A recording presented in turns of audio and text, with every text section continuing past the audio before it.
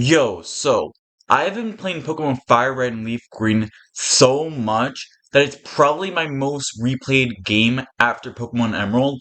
And playing it for so long, I am confident that I know the very best team that you could ever use in the whole game of Pokemon Fire Red and Leaf Green.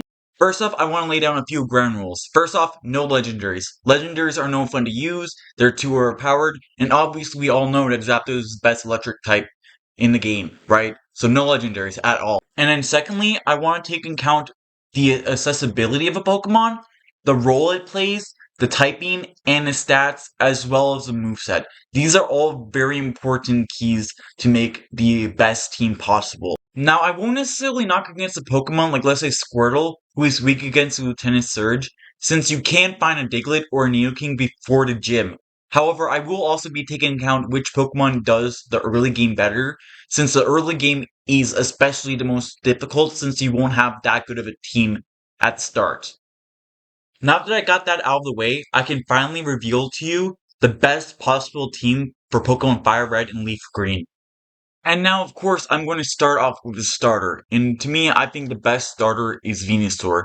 Not only is it my favorite, but I think it has some really strong qualities that the other starters don't have. First up, let's go over the pros of Venusaur. First off, it's a grass type. Now, it being a grass type is very, very valuable. I think grass types are one of the best typings for any playthrough, and especially in Kanto. It being a grass type means it's strong against the first three gyms of Kanto, being super effective against Brock and Misty, and resisting Lieutenant Surge's electric stab moves, which is really, really nice.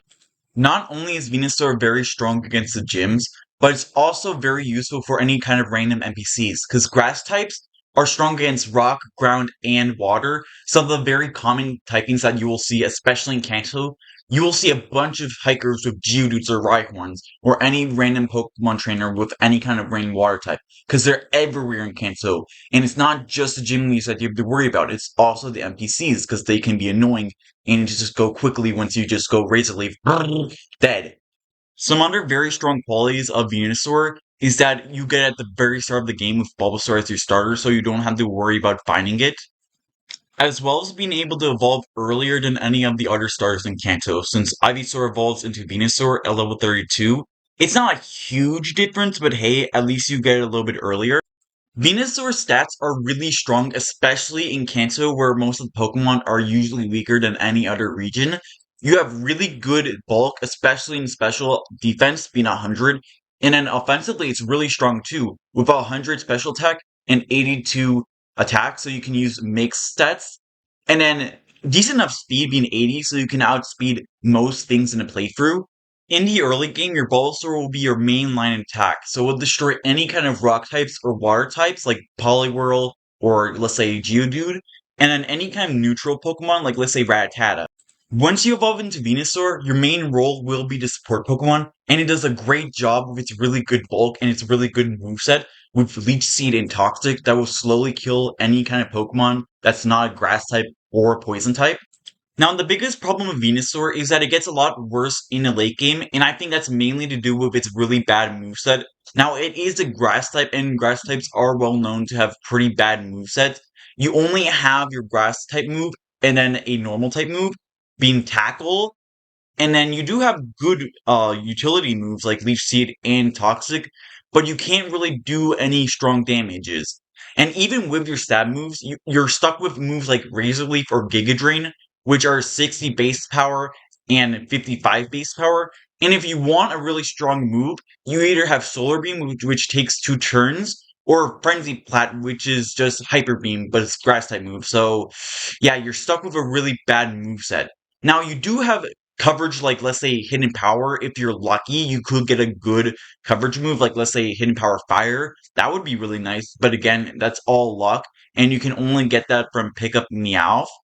And then you also have Earthquake, which is a good move, but I wouldn't recommend it using it on Venusaur.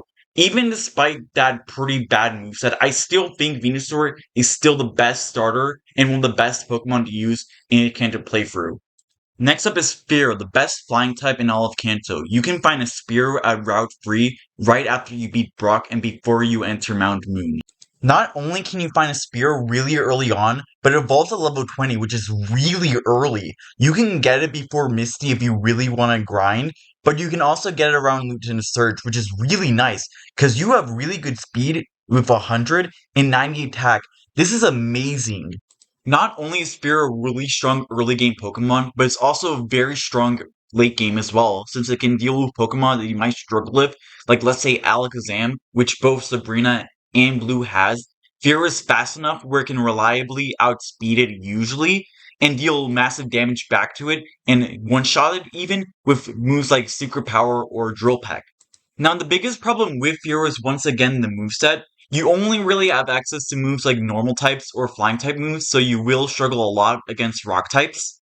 Now, you do have access to the move Steel Wing, which you can find in the Safari Zone, but realistically, it probably won't one-shot any rock types since they have high defenses. But honestly, that's fine, because you do have other team members to deal with the rock types. That's the whole point of a Pokemon team. Next up is the best possible Pokemon for any Fire Red and Leaf Green playthrough, Nidoking. You can find a Nidoran in the same route as Spearow, and what's even better is that it even evolves even earlier than Fearow. So here's the thing, all you have to do is evolve Nidoran into level 16 to Nidorino, and you don't even have to use Nidorino at all. You can just find a Moonstone in Mount Moon, since you're already going to be there. There's like a bunch of Moonstones in Mount Moon, so you get Nidoking immediately. You will have a fully evolved third stage super strong Pokemon before you even fight Misty. And what's even better is that it's a ground type. Ground type is my personal favorite offensive typing because all you have to worry about is flying types, and then bug and grass are not very effective, but everything hits neutrally with. Nidoking has an amazing moveset. You have access to stuff like Earthquake, you have Dig, you have Surf, you have Flamethrower, Ice Beam, Thunderbolt. You have so many different options to use for whatever you want. It's absolutely amazing how good his moveset is. Whenever I play Fire Red or Leaf Green, Nidoking is pretty much always my ace because it can destroy everything. It's just that good of a Pokemon. The only downside of Nidoking really is that it has no real level up moveset, and you have to rely on TMs or any kind of move tutors, but to be honest, that's not really a problem because once you get to Cerulean, you can immediately get Mega Punch, you can get Dig, and then you can get Water Pulse, which is already a pretty solid moveset already.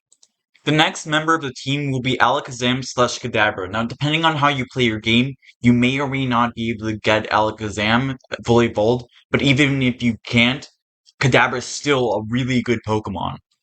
Both Alakazam and Kadabra are really, really strong Pokemon with really high special attack stats and are really, really fast, so you will destroy everything on sight. And being a psychic type in Kanto means you have pretty much no weaknesses at all. Dark types are non-existent in Kanto.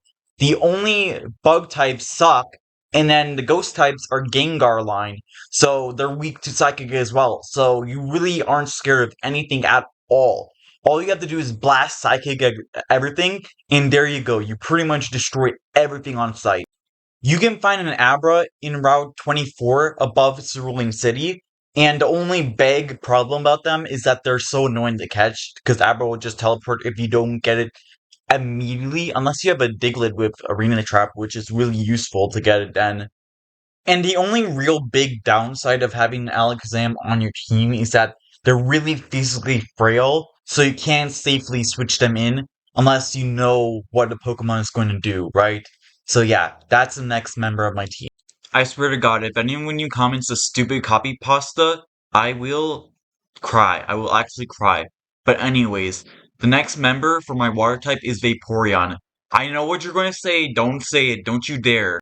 You can find an Eevee in Celadon City, and then immediately go to the department store and buy Waterstone, and then boom, you have a Vaporeon right there. Vaporeon is the strongest water Pokemon, and it has access to the moves Ice Beam and Surf, which are the only moves you really need to be a really good water Pokemon. Like, that's all you need to be useful, and that's it. And lastly, for the last Pokemon, it would be Magneton. Magneton is a really strong electric type with a really good typing of electric and steel, allowing it to resist a whole bunch of different types. Magneton has a pretty high special attack stat of 120 with decent bulk all around the board. And hey, 78 speed isn't that bad, so you can outspeed most things. With access to moves like, let's say, Thunderbolt that will destroy Lance's whole flying type team, and Thunder Wave which will cripple any Pokemon that you want to go slower and moves first against them, Magneton will be super useful. All you have to worry about is the ground types, so hey, just switch in Fearow and then they can't hurt you at all. There you go. And that's my team for the strongest team of all of Pokemon Fire Red and Leaf Green. Thank you for watching, like and subscribe, and goodbye.